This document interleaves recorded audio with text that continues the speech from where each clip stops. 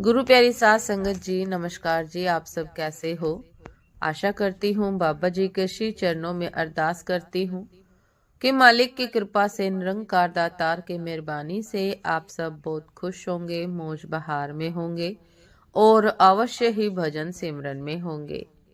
साथ संगत जी, मैं हाजिर हूँ आज आप सभी से एक बहुत ही खूबसूरत साखी साझा करने के लिए। उम्मीद करती हूँ ये साखी आप सभी को बहुत पसंद आएगी। तो साथ संगत जी, चलिए आइए समय ना गवाते हुए साखी को आप सभी से साझा करते हैं जी।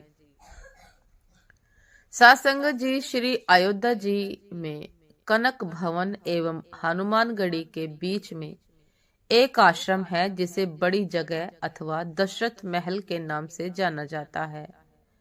काफी पहले वहां एक संत रहा करते थे जिनका नाम था श्री राम प्रसाद जी। उस समय अयोध्या जी में इतनी भीड़ भाड़ नहीं होती थी, ज्यादा लोग नहीं आते थे। श्री राम प्रसाद जी ही उस समय बड़ी जगह के कार्यकर्ता थे। दशरथ महल के कर्ता धर्ता श्री राम प्रसाद जी थे। वहां बड़ी जगह में मंदिर है जिसमें पत्नियों सहित चारों भाई श्री राम, श्री लक्ष्मण, श्री भरत एवं श्री शत्रुघ्न जी एवं हनुमान जी की सेवा होती है।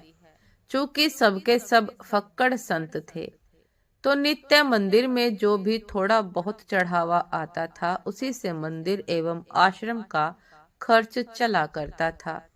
प्रतिदिन मंदिर में आने वाला सारा चढ़ावा एक बनिए को, जिसका नाम था पलटू बनिया, उसको भिजवाया जाता था। उसी धन से थोड़ा बहुत जो भी राशन आता था उसी का भोग प्रसाद बनकर भगवान को भोग लगता था और जो भी संत आश्रम में रहते थे वे खाते थे। साथ संगत जी, एक बार प्रभु की ऐसी लीला हुई कि मंदिर में कुछ चढ़ावा आया ही नहीं। अब इन साधुओं के पास कुछ जोड़ा गाठा तो था नहीं, तो क्या किया जाए। कोई उपाय न देखकर श्री राम प्रसाद जी ने दो साधुओं को पलटू बनिया के पास भेज के कहलवाया कि भैया आज तो कुछ चढ़ावा आया नहीं है, अतः थोड़ा सा राशन उधार दे दो, कम से कम भगवान को भोग तो लग ही जाए। पलटू बनिया ने जब यह सुना तो उसने यह कहकर मना कर दिया कि मेरा और महंत जी का लेना देना तो नगद का है, मैं उधार में कुछ नहीं दे पाऊंगा। साथ संगत जी, श्री राम प्रसाद जी को जब यह पता चला तो जैसी भगवान की इच्छा कहकर उन्होंने भगवान को उस दिन जल का ही भोग लगा दिया। सारे साधु भी जल पी के रह गए। प्रभु की ऐसी परीक्षा थी कि रात्रि में भी जल का ही भोग लगा और सारे साधु भी जल पीकर भूखे ही सो गए। वहां मंदिर में नियम था कि शयन कराते समय भगवान को एक बड़ा सुंदर पीताम्बर ओढ़ाया जाता था तथा शयन आरती के बाद श्री राम प्रसाद जी नित्य करीब 1 घंटा बैठकर भगवान को भजन सुनाते थे। पूरे दिन के भूखे राम प्रसाद जी बैठे भजन गाते रहे और नियम पूर्वक करके सोने चले गए।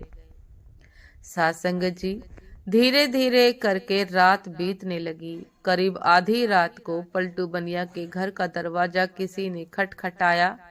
वो बनिया घबरा गया कि इतनी रात को कौन आ गया। जब आवाज सुनी तो पता चला कुछ बच्चे दरवाजे पर शोर मचा रहे हैं। अरे पलटू, पलटू सेठ, अरे दरवाजा खोल। उसने हड़बड़ाकर खींचते हुए दरवाजा खोला। सोचा कि जरूर ये बच्चे शरारत कर रहे होंगे, अभी इनकी अच्छे से डांट लगाऊंगा। जब उसने दरवाजा खोला तो देखता है कि 4 लड़के, जिनकी अवस्था 12 वर्ष से भी कम ही होगी, एक पीताम्बर ओढ़कर खड़े हैं। वे चारों लड़के एक ही पीताम्बर ओढ़े थे। उनकी छवि इतनी मोहक, ऐसी लुभावनी थी कि न चाहते हुए भी पलटू का सारा क्रोध प्रेम में परिवर्तित हो गया और वह आश्चर्य से पूछने लगा कि बच्चों, तुम कौन हो और इतनी रात को क्यों शोर मचा रहे हो। बिना कुछ कहे बच्चे घर में घुस आए और बोले, हमें राम प्रसाद बाबा ने भेजा है। ये जो पीताम्बर हम ओढ़े हैं इसका कोना खोलो, इसमें 1600 रुपए हैं, निकालो और गिनो। ये वो समय था जब आना और पैसा चलता था। 1600 उस समय बहुत बड़ी रकम हुआ करती थी। जल्दी जल्दी पलटू ने उस पीताम्बर का कोना खोला तो उसमें सचमुच चांदी के 1600 सिक्के निकले। प्रश्न भरी दृष्टि से पलटू बनिया उन बच्चों को देखने लगा। तब बच्चों ने कहा, इन पैसों का राशन कल सुबह आश्रम भिजवा देना। अब पलटू बनिया को थोड़ी शर्म आई। हाय, आज मैंने राशन नहीं दिया। लगता है महंत जी नाराज हो गए हैं, इसलिए रात में ही इतने सारे पैसे भिजवा दिए। पश्चाताप, संकोच और प्रेम के साथ उसने हाथ जोड़कर कहा कि बच्चों, मेरी पूरी दुकान भी उठाकर मैं महंत जी को दे दूंगा तो भी ये पैसे ज्यादा ही बैठेंगे। इतने मूल्य का सामान देते देते तो मुझे पता नहीं कितना समय लग जाएगा। बच्चों ने कहा, ठीक है, आप एक साथ मत दीजिए, थोड़ा थोड़ा करके अब से नित्य ही सुबह सुबह आश्रम भिजवा दिया कीजिएगा। आज के बाद कभी भी राशन के लिए मना मत कीजिएगा। पलटू बनिया तो मारे शर्म के जमीन में गड़ा जाए। वो फिर हाथ जोड़कर बोला, जैसे महंत जी की आज्ञा। सासंगत जी इतना कह सुन के वो बच्चे चले गए, लेकिन जाते जाते पलटू बनिया का मन भी ले गए। इधर सवेरे सवेरे मंगला आरती के लिए जब पुजारी जी ने मंदिर के पट खोले तो देखा भगवान का पीताम्बर गायब है। उन्होंने ये बात राम प्रसाद जी को बताई और सबको लगा कि कोई रात में पीताम्बर चुरा के ले गया। जब थोड़ा दिन चढ़ा तो गाड़ी में ढेर सारा सामान लदवा के कृतज्ञता के साथ हाथ जोड़ते हुए पलटू बनिया आया और सीधा राम प्रसाद जी के चरणों में गिरकर क्षमा मांगने लगा। साथ संगत जी, पलटू बनिया कृतज्ञता से राम प्रसाद जी के पास आया और चरणों में गिर के क्षमा मांगने लगा। राम प्रसाद जी को तो कुछ पता ही नहीं था। वे पूछे, क्या हुआ? अरे, किस बात की माफी मांग रहा है? पर पलटू बनिया उठे ही ना और कहे कि महाराज, रात में पैसे भिजवाने की क्या आवश्यकता थी? मैं कान पकड़ता हूँ, आज के बाद कभी भी राशन के लिए मना नहीं करूँगा। और ये रहा आपका पीताम्बर, वो बच्चे मेरे यहाँ ही छोड़ गए थे, बड़े प्यारे बच्चे थे।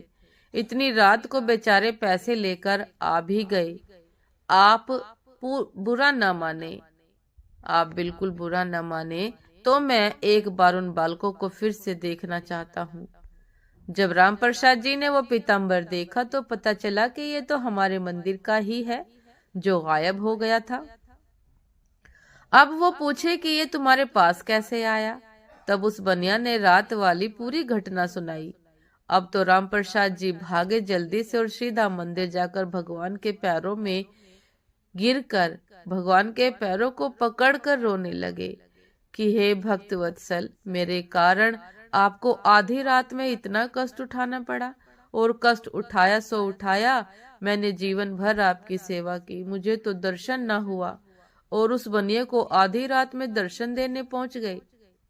जब पलटू बनिया को पूरी बात पता चली तो उसका हृदय भी धक से होके रह गया कि जिन्हें मैं साधारण बालक समझ बैठा, वे तो त्रिभुवन के नाथ थे। अरे, मैं तो चरण भी न छू पाया। अब तो वे दोनों ही लोग बैठकर रोए। इसके बाद कभी भी आश्रम में राशन की कमी नहीं हुई। आज तक वहां संत सेवा होती आ रही है। इस घटना के बाद भी पलटू बनिया को वैराग्य हो गया और वह पलटू बनिया ही बाद में श्री पलटू दास जी के नाम से विख्यात हुए। साथ संगत जी, यह पलटू बनिया ही बाद में श्री पलटू दास जी के नाम से विख्यात हुए। गुरु प्यारी साथ संगत जी, श्री राम प्रसाद जी की व्याकुलता उस दिन हर क्षण के साथ बढ़ती ही जाए और रात में शयन के समय जब वे भजन गाने बैठे तो मूर्छित होकर गिर गए। संसार के लिए तो वे मूर्छित थे, किंतु मूर्छा अवस्था में भी उन्हें पत्नियों सहित चारों भाइयों का दर्शन हुआ और उसी दर्शन में श्री जानकी जी ने उनके आंसू पोंछे तथा अपनी उंगली से उनके माथे पर तिलक लगाया, जिसे फिर सदैव इन्होंने अपने मस्तक पर धारण करके रखा।